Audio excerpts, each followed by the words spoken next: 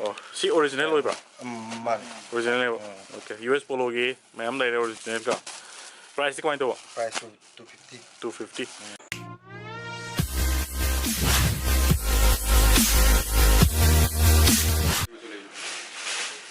What's up, people? Johny here again. Matam kuya matung na ngasi mo fashion and entertainment store WANGKHEI ANGOM LEIKAI da leire. Ado ai mama na su video ani home hapsagra ni WANGKHEI sigi fashion and entertainment store se ko. Ado ngasi su stock ano mo mayam lai ko. Kogi apparels ki jeans adagi shorts adagi figure shirt ko adagi mayam leire ano no cap tagi dikari ano ai tung na su torn jeans ki mayam leire ado ano ba stock update mayam tok jara ke price ko kono na ai lu haijara ke ado mo khogi si su thong hang si su yam theng na ba mu hang ko dang ta su dum hang ko dum lak bi ani yum da to ni ado video se lo fa wi ngi mo ai do ma le ado I hope sin jara ke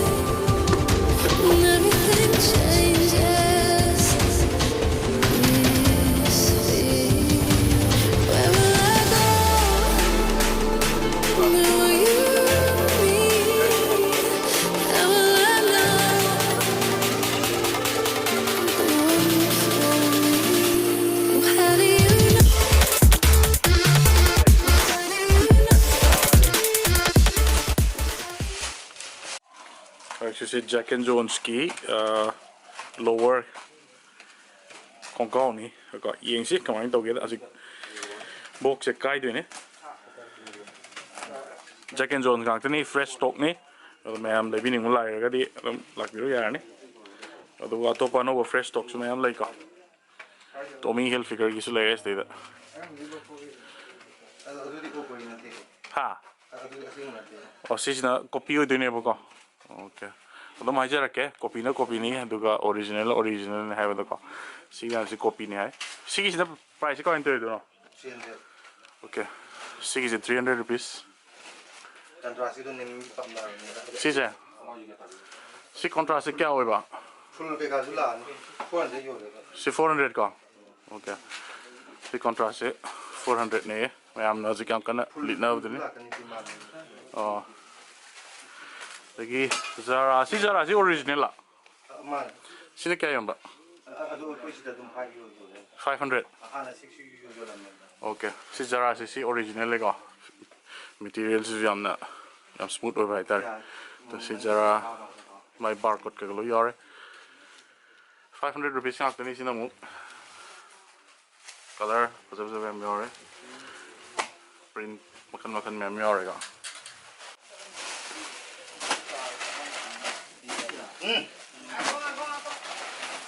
Jack and Jones ki kau ano ni cotton pants hai din ni mai siko yang si sila tu orang ni yang gel size yang pada ni pada ni size tu ayo dia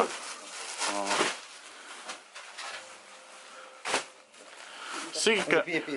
sila kayo sweat yau je mana winter ki pot lak ko hore ko de Em lạc thôi ni winter ha price ni atau apa aman ni kasi ki surprise ki kano katla lai je le ben lo me original level ko original ni dai oh small le ni piece size so mo sa yung atau aman ni doctor yang si color doctor yang Jack and Jones ngak terus saja mo i mix ta jo ha ha pa kan ngak ta jo koi dang okay si si pas Denmark ki kung aus Jack and Jones mo asing ba jo Denmark mo pero Jack and Jones ki original oh pas si kung aus doctor aman ni doctor yang si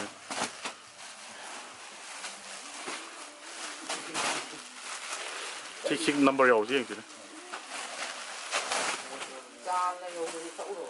number 90 Loi fazei. winterꯒꯤ ꯅꯨꯡꯉꯥꯏꯔꯅꯤ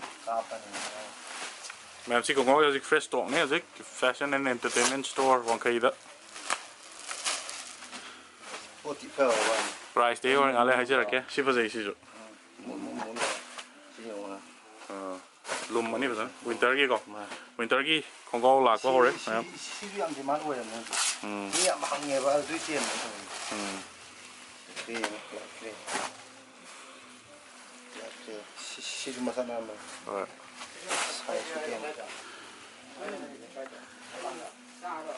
ꯕ꯭ꯂꯨꯁꯦ ꯑꯃꯨꯛ ꯌꯦꯡꯁꯤꯅꯦ blue ꯂꯧꯊꯣꯔꯛꯎꯅꯦ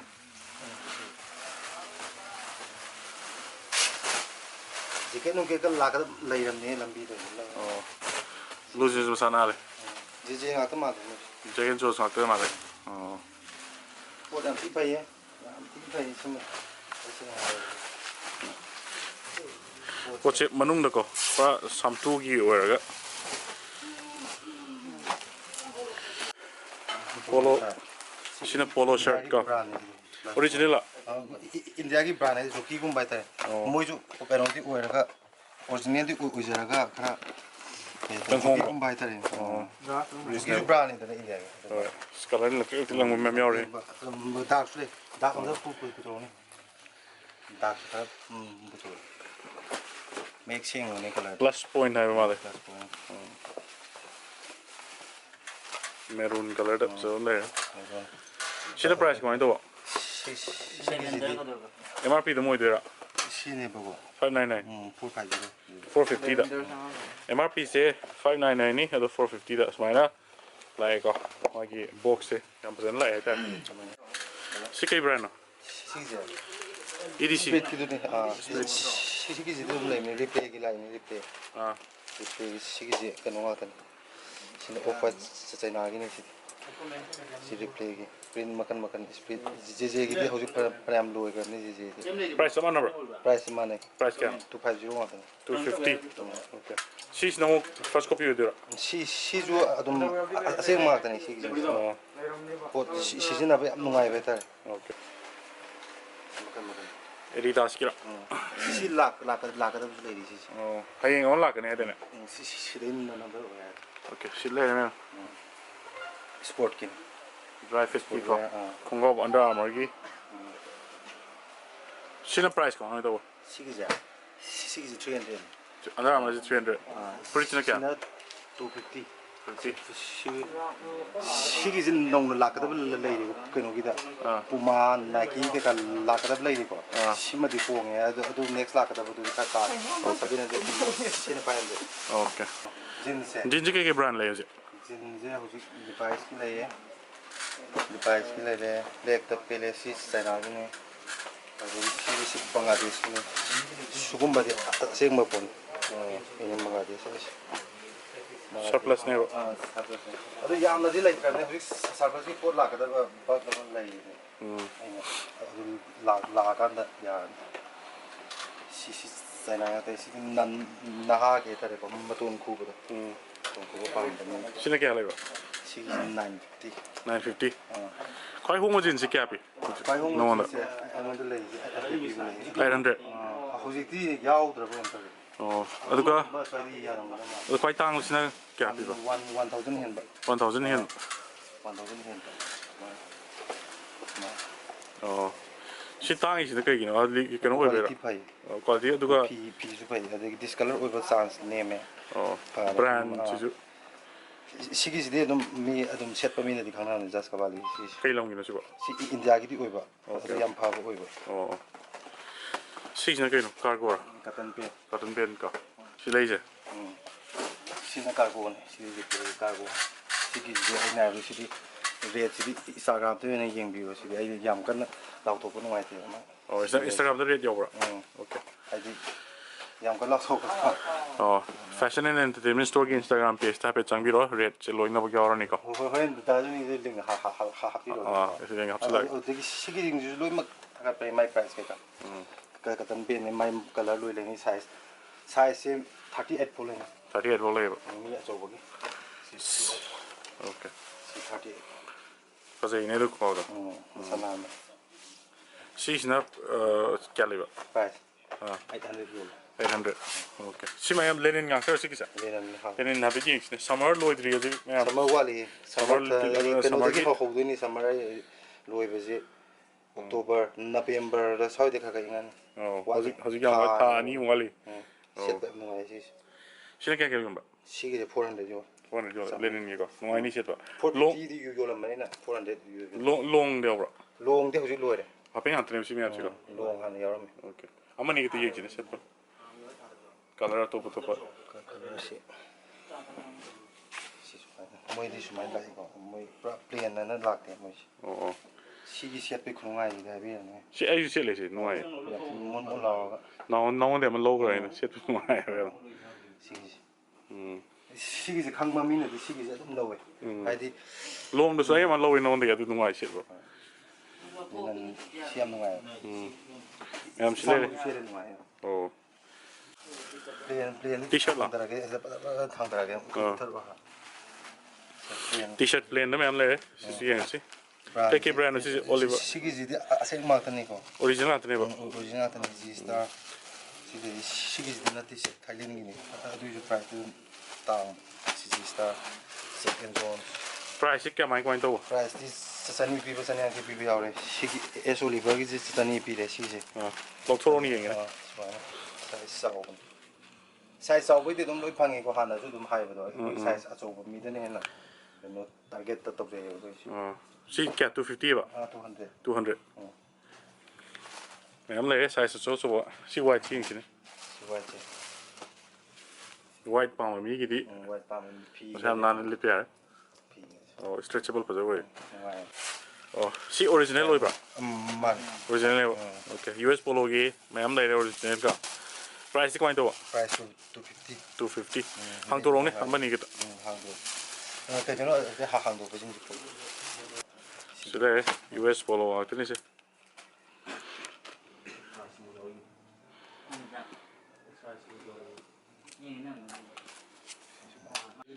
sigi short si me am le pull&bear pull&bear gi cái nó đi level đi yau tre yau bao nhiêu kan so sigi je moina bug to bug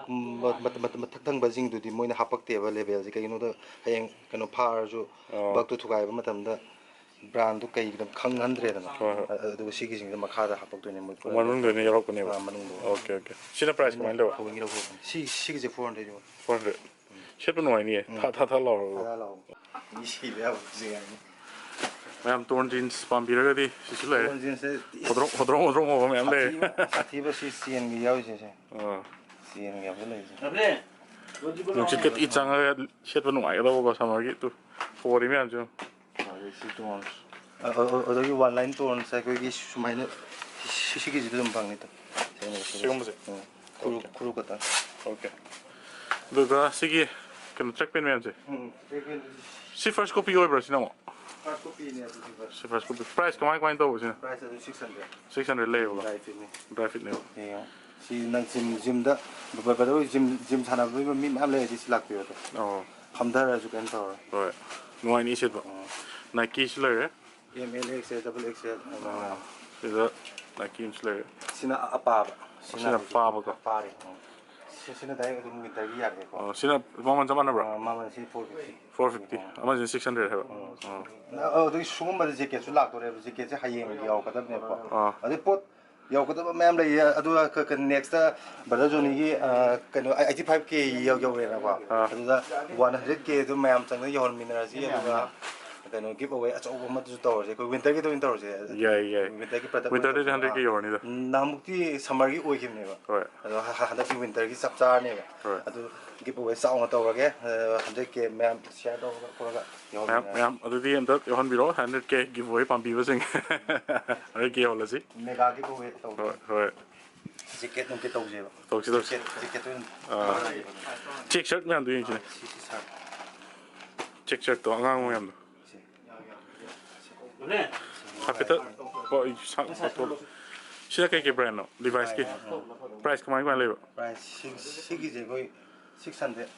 600 wan lo yo le sina 450 makan first copy udah sumadi first copy ni okay adu ko JN Zone sidi assembly asing mulai ba JN Zone asing mana ba original pre winter ini sih je aku kakak ingat ko right bulan ne nungtin wan ba sun litun wan ba oh si hau je dum yara ni sini price kira ba sina aku 600 okay betul mi wholesale gila je kaya ju lai bra wholesale lai lai ba na dum pi ba ko adu me manipur gi pham da ko dukan sing wholesale lobi ge har ga disi dum la ga dono gi sta dum tanar ga wholesale gi me am su lobi yani the undergarments pambira ga su trunk le re da gi ko gi brief su le re da gi patmen gi banyan le re am le joki le re loi shu ban linen ni to linen double XL ne regular fit ai magi double XL ne ba ko India ki double XL natte ho Marks and Spencer gi ko Marks and Spencer sorry size shigi di sau triple XL 4XL le original or season mani si direct Marks and Spencer ki original shirt ni double XL ko linen male cotton jo bi Europe ki da direct ko ne si da thaga da ko ne size se dum yeng price kya le ba price shigi je 600 oi bani 600 ko ha Genau. Sepen ang tating na eh. adu ka siki kan sai ge na box anobo kai bang sigi box cotton gi sigi lower se winter gi se 600 rupees la kani Jack and Jones ka kani ha ana ai bel thing le belt pambira ga disi sulai belt costa da me am le na ha gi ni yang gi ni si Gucci ge Gucci chen ring to ba chen Fendi cap sina kya kya cap 400 cap se 400 ya ta winter ki pot mayam la ni ko gi tha ma ji gi mang da hujik kai tha no September October October last week tagi hujik lak ba hone adum hau de hore do mayam lak da badi October gi kan last week saw de pura yo mani kan jogging de gi ade jacket gi any apam ba jo dum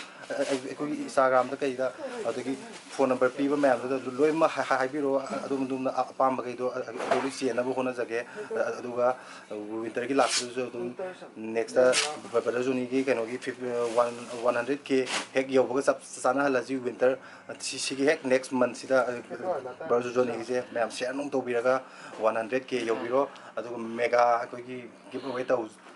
zara ni aduga kai product sing mayam yo ke do ging na ji okay